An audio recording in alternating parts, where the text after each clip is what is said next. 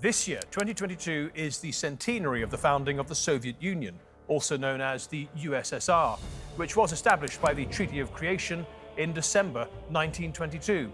It lasted for nearly 70 years until 1991 and was led by 8 different men. First Lenin, then Stalin, later Khrushchev, and finally Mikhail Gorbachev. 8 different leaders, but just one political party, the Communist Party. The Soviet Union initially comprised Russia, Ukraine, Belarus, and Transcaucasia, and would later absorb about a dozen other countries and bits of countries, including East Germany, parts of Poland, and all these other satellite nations.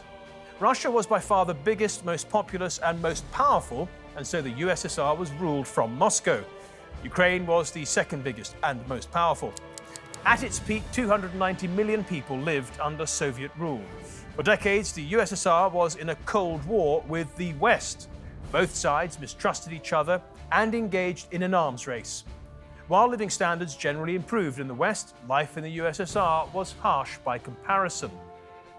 Eventually, after years of negotiations and summits, the Soviet Union dissolved in 1991. Gorbachev, the last leader of the USSR, was credited by many as having ended the Cold War. But last year, on the 30th anniversary of the Soviet Union's collapse, a 90-year-old Gorbachev complained that the West had become arrogant and self-confident after the Soviet Union collapsed and had declared victory in the Cold War. He went on to say the winners decided to build a new empire, hence the idea of NATO expansion. On that point, Gorbachev is correct. NATO has moved ever eastwards, adding 14 new members since the end of the Cold War. We won't move 1 inch towards the east, they told us in the 1990s. And what happened? They deceived us. They brazenly tricked us.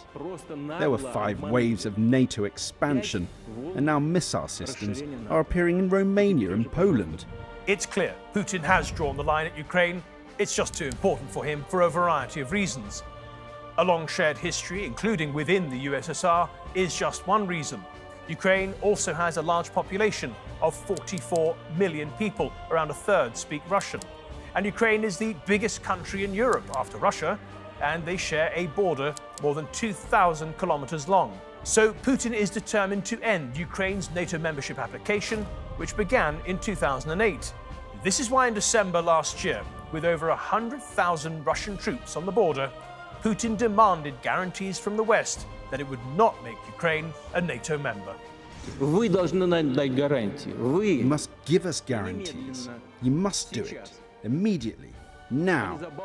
We won't be palmed off with decades of idle chatter about the need of security for all, while the other side carries out its own plans. Well, thanks for watching our program. If you liked it, please give it a thumbs up, share it with your friends and family, and even subscribe.